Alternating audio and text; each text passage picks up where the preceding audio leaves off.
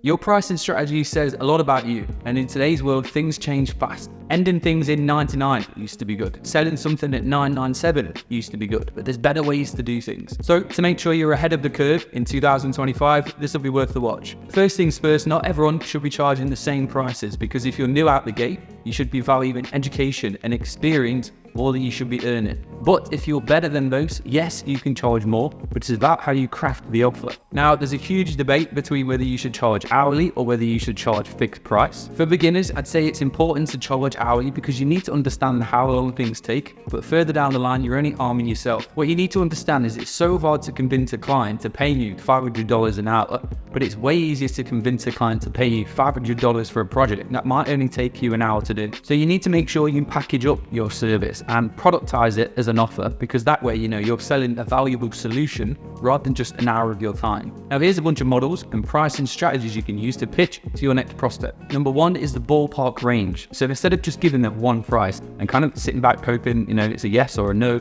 instead you give them the full range, right? So you let them know what the prices start at, you let them know what the prices can get to, and then you ask a few more questions to help pinpoint them on that range. And what you'll find is when you initially propose, that range, you'll be able to kind of gauge and see where the client's at first. Number two is the popcorn method, right? And you'll see this next time you go to the cinema. So this way you split up your tiers into 3 different packages, right? And you maybe have a basic package at $1,000. You maybe have an advanced package at $3,000, and you maybe have a standard package at $2,500, right? And that $2,500 middle one is a decoy, and it's only there to make the advanced package look better value.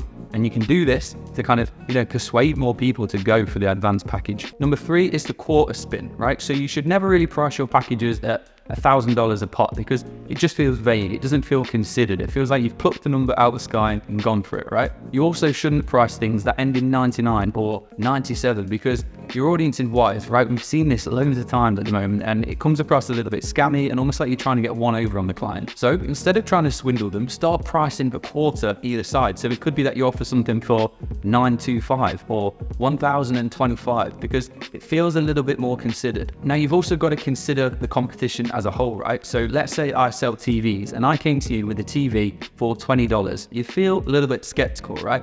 The goal for you is to be reassuringly expensive. That way people feel, it's kind of about right and they want to invest into their brand. But before you start packaging everything up and start sending prices out, you need to build strong foundations first. You've got to make sure that your work is quality and that it actually looks good. You've got to build credibility, right? You want to be showcasing your past clients. You want to feel reliable, consistent. And you also don't want to be available to everyone. When people see that you're more in demand, then they're going to want you even more. But now it's time to actually put this into practice, right? So if you've got a bit of value from this video, show a bit of love however you see fit. And I'm sure the algorithm still thrives off likes and comments and all that. But don't be afraid to drop a subscription. It's pure value from here out.